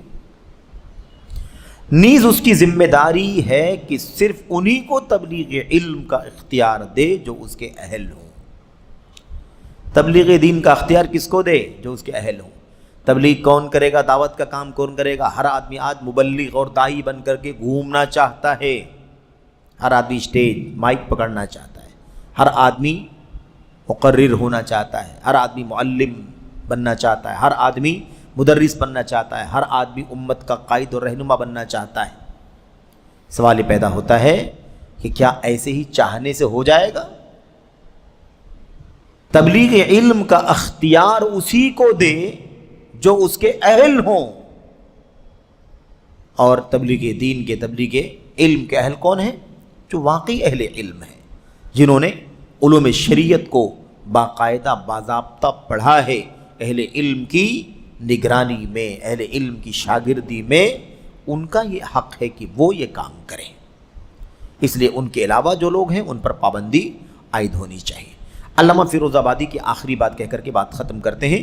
अल्लामा फ़िरोज़ाबादी रहमतुल्लाह अलैह अपनी तफ़सीर में फरमाते हैं, वमिनल उमूरिल मुजीबति लिल गलब अन युम्तहनल इल्मु बिब्तिदालिही इला गैरि अहलिही कमा इत्तफ़क़ फ़ी इल्मि तिब फ़इन्नहु कान फ़ी ज़मनिल क़दीमी हिकमतन मौरूसतन अनिन नुबुव्वा फ़हुज़िला हत्ता तआताहु बअदु सफ़लतिल यहूद फ़लम यतशर्रफ़ू बिही बल रज़िला बिहिम। 3 जुमले में, 3 लाइन में इतनी अज़ीमुश्शान बात कौन कह रहा है? अल्लामा फ़िरोज़ाबादी रहमतुल्लाहि अलैह। क्या है भाई? इसका तर्जमा देखें। गलती के मूजिब उमूर में से एक अम्र ये है, यानी गलती पैदा करने वाली चीज़ों में से, गलती पैदा करने वाली चीज़ों में से, बिगाड़ पैदा करने वाली चीज़ों में से एक चीज़ क्या है? नाअहलों पर इल्म खर्च करके उसे रुसवा किया जाए। नाअहलों पर इल्म खर्च करके उसे रुसवा किया जाए, जैसा कि इल्म तिब का मामला हुआ। अब देखो, तिब की मिसाल दे रहे हैं। अब आजकल मसला ये है कि तिब वाले इल्म पर, इल्म दीन पर, दावत पर, फतवे पर काबिज होना चाह रहे हैं। तिब की मिसाल दे करके समझा रहे हैं कि तिब में कितना बिगाड़ आया है तो इल्म में कितना बिगाड़ आएगा। कहते हैं जैसा कि इल्म तिब का मामला हुआ, तबाबत, डॉक्टरी जिसको कहते हैं, मेडिकल, क्योंकि पुराने दौर में इल्म तिब नबूवत से मुंतकिल होने वाली एक मौरूसी हिकमत थी। ये तिब कौन सा है जिसको हिकमत हम कहते हैं? ये भी कोई मसला नहीं है ना आज के दौर में। फिर नाअहल तबीब हैं तो नाअहल तबीबों से बहुत ज़्यादा नाअहल हुक्मा हैं। बहुत सारे नाअहल झूठे हुक्मा घूम रहे हैं और हिकमत के नाम पर, हकीम के नाम पर लोगों की जेबों पर डाके डाल रहे हैं, लोगों के माल बर्बाद कर रहे हैं, लोगों की जिस्मों से, उनकी सेहत से खिलवाड़ कर रहे हैं। और आजकल तो बहरहाल बहुत सारी खबरें मीडिया के ज़रिए से मिलती भी हैं। 10 साल से 20 साल से कोई फ्रॉड कर रहा था, कोई तिब का नाम लेकर दवाइयाँ दे रहा है, कोई हिकमत का नाम लेकर के दवाइयाँ दे रहा है, हालांकि वो क्या है? झूठा है, वो सच्चाई नहीं है। तो क्या कहा? एक मौरूसी हिकमत थी, नबी करीम सल्लल्लाहु अलैहि वसल्लम से मुंतकिल होने वाली एक मौरूसी हिकमत थी, मगर उसे खिलवाड़ बना लिया गया, यहाँ तक कि उसे बाज़ घटिया, सतही, जलील यहूदियों ने हासिल किया। वो निकल करके कहाँ चला गया? यहूदियों ने भी उसे हासिल करना शुरू कर दिया। लिहाजा वो उससे शरफयाब न हुए, बल्कि उनके सबब वही पस्त हो गया। भाई वो जब इल्म नबूवत से आया हुआ है, तिब्बे नबवी आप जानते हैं ना, तिब्बे नबवी, शहद है, कलौजी है, फला है, फला, जो अल्लाह के नबी सल्लल्लाहु अलैहि वसल्लम के तिब के अंदर मौजूद है। अब उसी वरासत को आगे चलते चलते लोगों ने हासिल किया था। तब तक तो ठीक था, लेकिन उसके बाद नाअहल यहूदी, जलील किस्म के यहूदियों ने उसके अंदर घुसपैठ करना शुरू कर दिया। उन लोगों ने उसे हासिल किया। तो जब यहूदियों ने उसे पकड़ लिया, तिब के इल्म को, तो नतीजा क्या निकला? कहते हैं कि फलम यतशर्रफू बिही बल रज़िला बिहिम। इस इल्म तिब से इन्हें तो कोई शरफ नहीं मिला, لیکن ان ذلیلوں کی وجہ سے علم طب بدنام ہو گیا۔ ان لوگوں کو، ان یہودیوں کو علم طب سے شرف نہیں ملا۔ نبوت کا علم کہاں سے ان کو شرف ملے گا؟ یہودیوں کو تو انہیں شرف نہیں ملا، لیکن ان نااہلوں کی وجہ سے، ان ذلیلوں کی وجہ سے یہ علم طب کیا ہو گیا؟ علم طب پست ہو گیا، یعنی فائدہ اٹھانے کے بجائے انہوں نے علم طب ہی کو نقصان پہنچا دیا۔ بہرحال اسی طرح تفسیر القرطبی ملاحظہ فرمائیں، کیونکہ اس میں بڑی اہم بات ہے۔ اسی طرح موجودہ دور کی سرسری صورتحال ہم لوگوں نے اس سے پہلے پڑھا ہے نا، اسی کتاب میں شروع میں، موجودہ وقت کی سرسری صورتحال، اس میں جامع بیان العلم اور ایسے ہی الاعتصام امام شاطبی رحمہ اللہ سے 2 اقتباسات گزر چکے ہیں۔ یعنی شیخ حوالہ دے رہے ہیں کہ وہ پچھلی باتیں جو آ چکی ہیں اسے بھی پڑھیں، کیونکہ وہ اس سلسلے میں وہاں پر بھی وضاحت آ چکی ہے۔ تو یہ ہے میرے بھائیوں، میرے دوستوں، عزیزوں، ساتھیوں، اور جو لوگ بھی ان باتوں کو سن رہے ہیں کہ فتوے کے باب میں یہ جو رویہ چل رہا ہے اس کا خطرناک انجام کیا ہونے والا ہے، اس پر اس کی روک تھام ہونی چاہیے، اس پر قدغن لگنا چاہیے، بین جس کو ہم کہتے ہیں، روک تھام لگنی چاہیے، اور نااہلوں کو ہرگز ہے نا دوسرے میدانوں میں گھسپیٹ کرنے کا موقع نہیں دینا چاہیے۔ جن کو اختیار اللہ تعالیٰ نے دیا ہے ان کی ذمہ داری ہے کہ اس ذمہ داری کو ادا کریں۔ اللہ تعالیٰ ہمیں اور آپ کو یہ باتیں سمجھنے کی اور اس کے مطابق عمل کرنے کی توفیق عطا فرمائے، آمین رب العالمین۔ وصلی اللہ وسلم وبارک علی نبینا محمد وعلی آلہ وصحبہ اجمعین۔ السلام علیکم ورحمۃ اللہ وبرکاتہ۔